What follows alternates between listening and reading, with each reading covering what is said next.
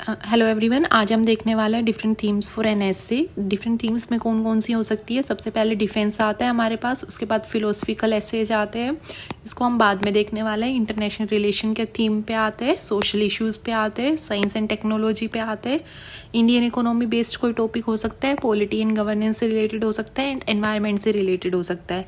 तो these are the themes. इनके लिए आपको इंट्रोडक्शन, कंक्लूजन पहले से और थोड़ी फैक्ट शीट प्रिपेयर कर लो जनरल टॉपिक्स के लिए, जैसे कि सोशल इशू में पॉवर्टी हो गया,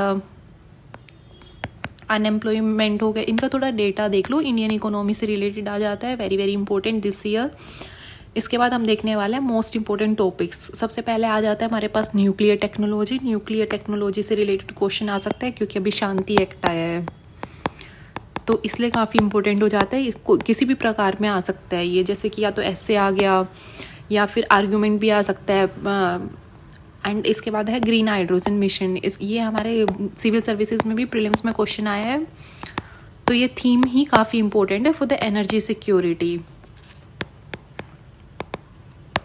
उसके बाद है हमारे पास digital literacy, very very important. उसके बाद रिजर्वेशन ऑफ फॉर वीमेन, ये न्यूज़ में रहा है, तो इस पर आर्ग्यूमेंट भी आ सकता है या फिर ऐसे भी लिखने को आ सकता है। उसके बाद waste management, a very very major and important issue which currently India is facing as well as the world. उसके बाद इंटरनेशनल रिलेशन में हमारे पास डिफरेंट कंट्रीज़ है, लाइक इंडिया एंड EU हो गया, इंडिया ओमान हो गया, इंडो USA हो गया, इंडो UK हो गया। इससे रिलेटेड आप अपना थीम्स, इंट्रो, कंक्लूजन प्रिपेयर कर लीजिए एंड थोड़ा कंटेंट आपको पता होना चाहिए। By chance you'll have to opt for the essay, अगर आपको बाकी कोई थीम वेरी डिफरेंट आ जाता है तो ये प्रिडिक्टेड एसेज के लिए आपको प्रिपेयर्ड रहना पड़ेगा, जो कि आपको ऑलरेडी एस्टिमेटेड है। उसके बाद आ जाता है हमारे पास स्पेस डिप्लोमेसी।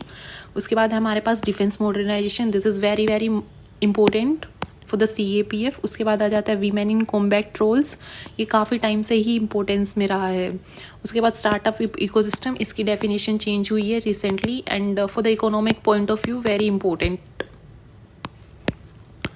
उसके बाद आर्टिफिशियल इंटेलिजेंस अभी इस टाइम पे काफ़ी प्रिवेलेंट चल रहा है। उसके बाद मेंस्ट्रुअल लीव पर आ जाता है हमारे पास, नक्सलिज्म हो जाता है, वेरी वेरी इंपॉर्टेंट।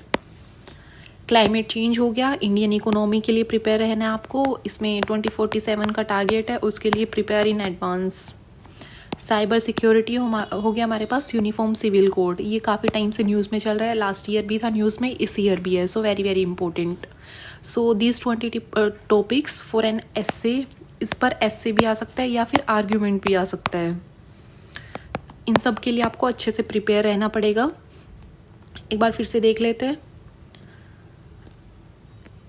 इनके लिए आप इंट्रोडक्शन, कंक्लूजन प्रिपेयर कर लो। इंट्रो होना चाहिए आपके पास, फैक्ट शीट होनी चाहिए आपके पास, स्कीम्स होनी चाहिए, पॉजिटिव नेगेटिव होना चाहिए अगर बाई चांस आर्ग्यूमेंट के फॉर्म में आ जाते हैं तो, और आपके पास कंक्लूजन होना चाहिए।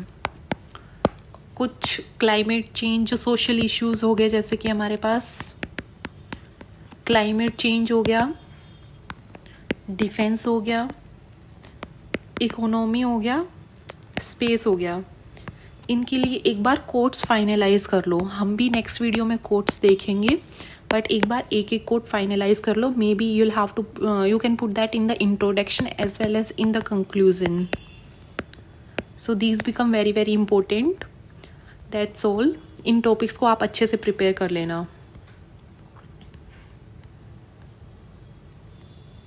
Thank you.